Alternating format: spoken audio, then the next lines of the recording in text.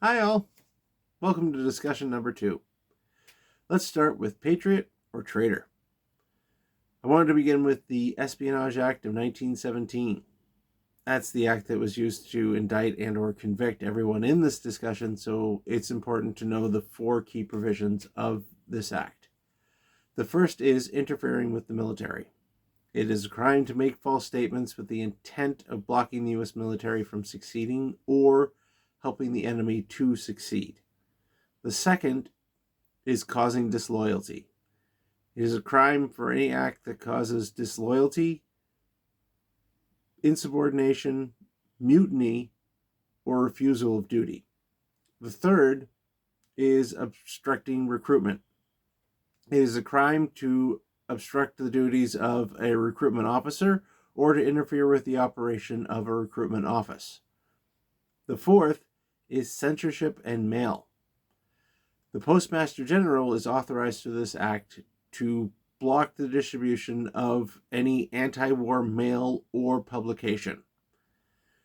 Unfortunately, in World War I was not very popular in the States, and the government saw the importance of winning the war and passed this act to boost recruitment.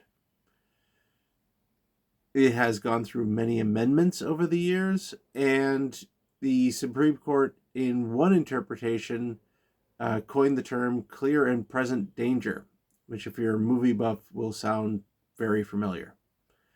The first person I wanted to go over was Edward Snowden. Edward Snowden was an NSA intelligence contractor who leaked classified information about a global surveillance program called PRISM. He believed that it was a surveillance program that would affect the privacy of U.S. citizens. And while that may be true, the House Intelligence Committee investigation found that most of what was leaked would have been of more interest to our adversaries, as it dealt with defense and intelligence and not so much with the invading the privacy of U.S. citizens. Snowden claimed that the congressional testimony of Director James Clapper in 2013 was his breaking point that caused him to leak the information, but the investigation found that he had started downloading files several months prior to that testimony, so those didn't quite line up. And then after Snowden had fled the country to Russia, the House Intelligence Committee investigation found that he had met with Russian intelligence several times, and he'd gone through he didn't go through the proper channels to be a whistleblower about the program. The only thing he did was make some phone calls to the NSA intelligence office and inquired about downloading files and what was authorized and what was not authorized, which also doesn't paint him in a very good light either. And to further solidify the fact that I personally believe he was a traitor, he is now a Russian citizen. So I guess he gave them enough intelligence to become an expat. The next person I wanted to discuss is Julian Assange, who is an Australian that started the website WikiLeaks. It was a website that was made to give anyone that had classified information a way to post it anonymously. Over its lifespan, it posted videos of alleged citizens massacres in various countries. It posted secret files about Guantanamo Bay detainees. That's where all the controversy surrounding torture in Guantanamo Bay came from. Uh, the and also he also posted email communication uh, that was between U.S. presidential campaign workers. The investigation on WikiLeaks and Julian began in 2010 after he posted some 400,000 communications going back all the way into the 1960s. That was classified military and diplomatic documents, uh, with 100,000 of them being classified as top secret. Uh, Basically, they're mostly activity reports and or communications from the State Department. And certainly the investigation wanted to find out how he got those, and what they found was he conspired with a U.S. soldier named Chelsea Manning. Chelsea Manning had become disillusioned with uh, our actions in Iraq, and it seemed kind of extreme to hand over 400,000 different documents. It's That kind of strikes me as she downloaded a whole bunch of whatever she could off a hard drive and then just gave it to Assange to post on WikiLeaks. And she was convicted in 2013 of violating the Espionage Act and sentenced to 30 years. She didn't receive any money. At least in the investigation, there was no money exchanged. No money was found to be exchanged from Julian Assange. And I think that actually influenced President Obama, who signed an order which commuted her sentence just before he left office in 2017. She was released in May of that same year. Julian Assange, he ducked any sort of charges for a while, but then he was detained in the UK, and he was fought extradition for over 5 years.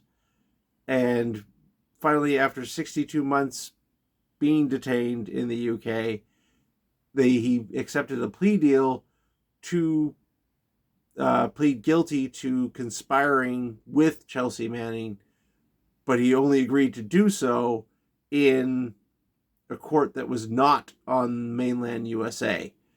So he was brought to the Northern Mariana Islands, which is way out in the Pacific Ocean.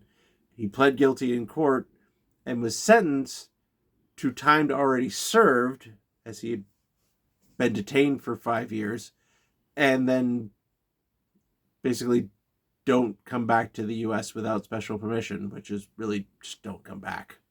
And he went back to Australia. WikiLeaks is still up. The latest thing that they posted, the link was broken, but it was also from 2021. So that he is still the editor-in-chief of that website, but the website itself, really, it's probably monitored far too closely now for anyone to even bother to give him any more classified information. Now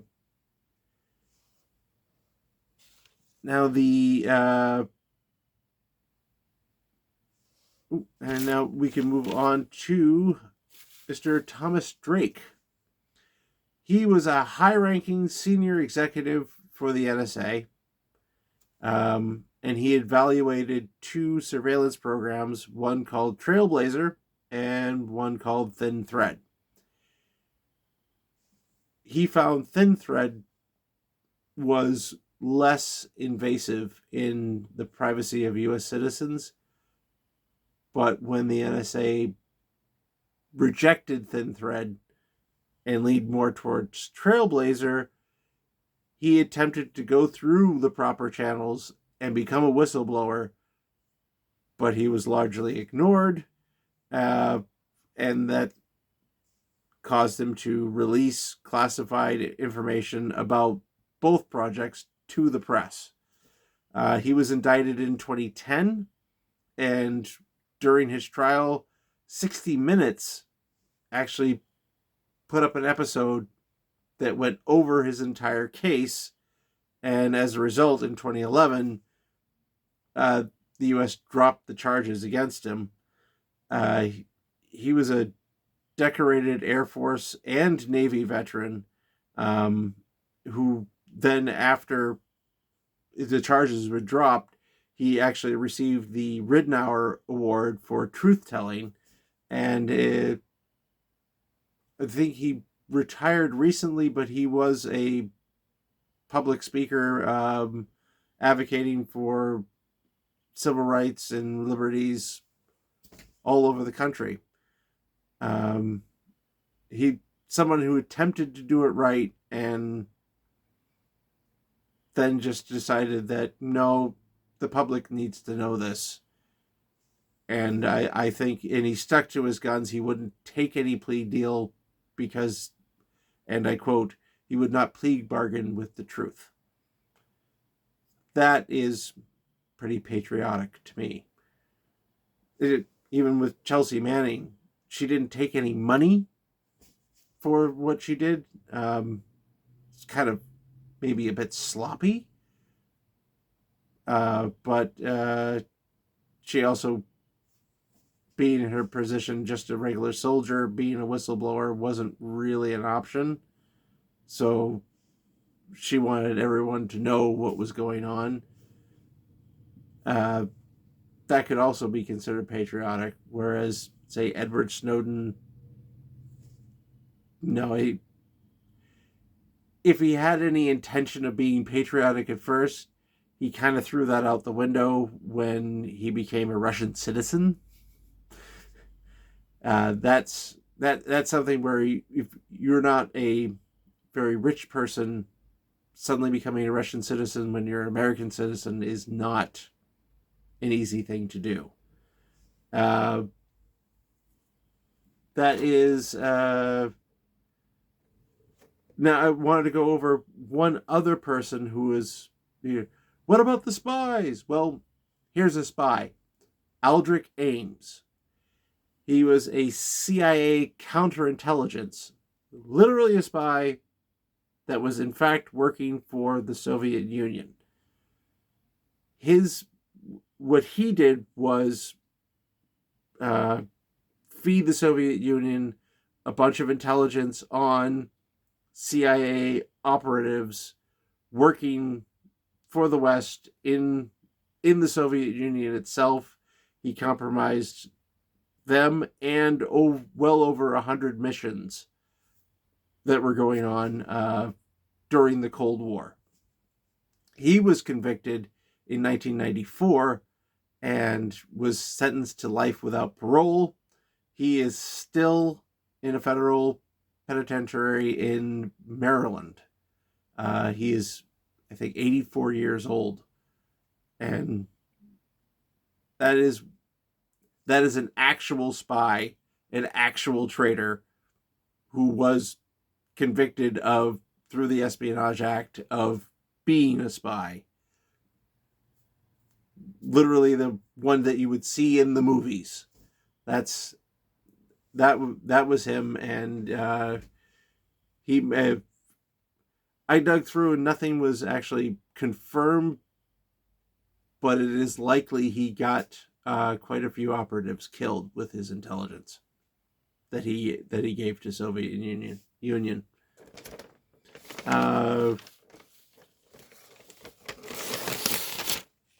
That will do it for our Patriot or Traitor. Now let's move on to net neutrality. Network neutrality. That is a term first coined in a paper by a Columbia media law professor named Tim Wu, who published a paper in 2003 entitled Network Neutrality, Broadband Discrimination. we've since squeezed it down to net neutrality, where he was concerned that ISPs could basically control the internet. And as something where his kind of his prophecy came true in 2007, Comcast was accused of blocking internet traffic to a site called BitTorrent, which is a file sharing site, although it was famous for having pirated software and movies and things like that. It it was very, very popular. It did take up an awful lot of bandwidth, but they blocked traffic to it, which made the FCC kind of take a closer look at it. And since the FCC controls your telephone and cellular networks, that's why if you see on your cell bill taxes and fees, the taxes are from the FCC. That who you're paying to regulate your cell network, and that's where the